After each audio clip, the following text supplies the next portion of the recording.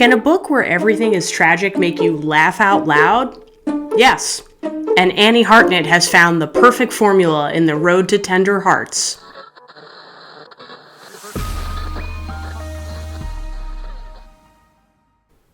Hi, I'm Amanda, and this is Spineless Books, your one-stop, spoiler-free shop for all things audiobook. I had read Unlikely Animals by Annie Hartnett quite a while ago, maybe early last year, and I remember feeling like I was really enjoying the book, and then some stuff started going on in my life that distracted me, and I finished it, but I always felt like I hadn't given the book a fair shake. So it was always on my radar as something that I would have to go back to one day. I recognized Annie Hartnett's name in the bookstore when I saw the cover to Road to Tender Hearts and thought, I do remember liking that book. Maybe I'll pick up her new one and see how it goes. And boy, am I glad I did. The book centers around 62-year-old PJ, an alcoholic man living in Massachusetts. He's divorced, and every morning he has breakfast with his ex-wife and his best friend, who happens to be her new boyfriend. Now, whether this is a cozy routine or a way of his best friend and his ex-wife checking that PJ has made it through the night is up to you. Early on in the book, PJ learns that his high school sweetheart, or the one that got away, Michelle Cobb, is living in a retirement community called Tender Hearts in Arizona. And PJ decides that he's going to go get this woman back, this one that he's always loved and never had his fair chance with. The only problem is that PJ has had 3 DUIs, no longer has a license, and refuses to fly. So obviously things are a little bit complicated for PJ. To add to the wacky situation, PJ has an estranged brother who is deceased.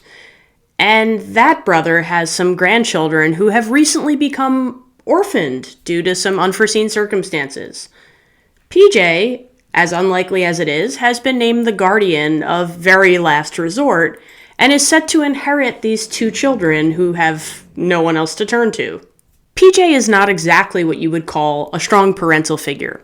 He does have a daughter, and they do see each other, but it's intermittent at best. PJ also has a deceased daughter who died tragically on prom night, which is very much the cause of why his marriage ended. Some families just can't weather tragedy. So when these 2 kids are thrust into PJ's life, he's determined to do the right thing because he is hell-bent on impressing Michelle Cobb. The only challenge is that PJ is not exactly the best at doing the right thing. I found that this book took on so many topics that it really felt impossible that it worked. But it did.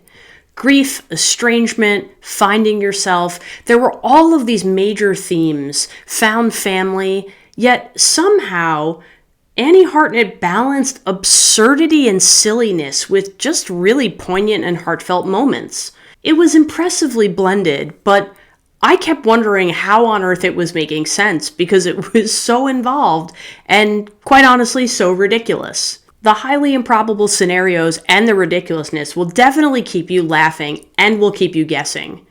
Every single time that I felt like things couldn't get any sillier, Hartnett gut punched me with a completely relatable, human, sentimental moment. And every time I thought I knew where this story was going, Hartnett took a left turn. At no point as I was reading this book was I able to correctly predict anything that was coming. I kept thinking I had an idea, and I kept being completely off. But everything that happened in this story made a ton of sense. So Hartnett is a mastermind of weaving in crazy, crazy moments that somehow just all fit together for this beautiful story. This made me eager to listen and made me want to consume the book faster than I normally would. But I also wanted to take a moment and enjoy it because it was just so funny. You've got kids coping with loss and fractured family, all in the middle of this one drunken man's fantasy about reuniting with his old girlfriend who doesn't necessarily know that he's coming.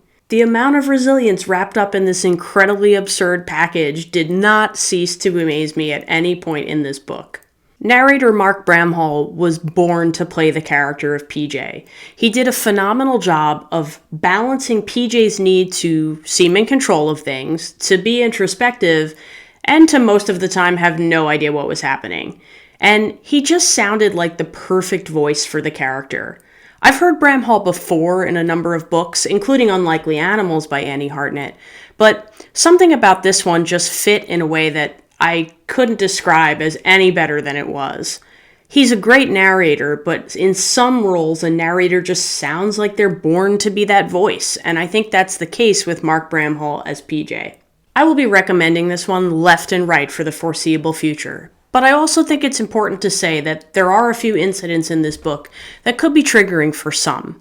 There's a whole lot of tragedy as a catalyst for this story, and while it's used comedically, it's very possible that there will be some who are sensitive to the topics. So if you're one of those people, please double check your trigger warnings before getting into the hilarity of The Road to Tender Hearts.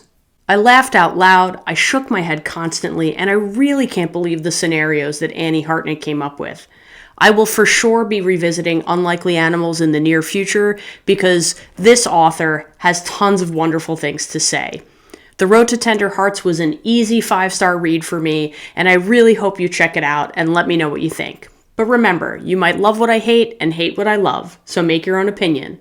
But thanks for listening to mine. Don't forget to like and subscribe.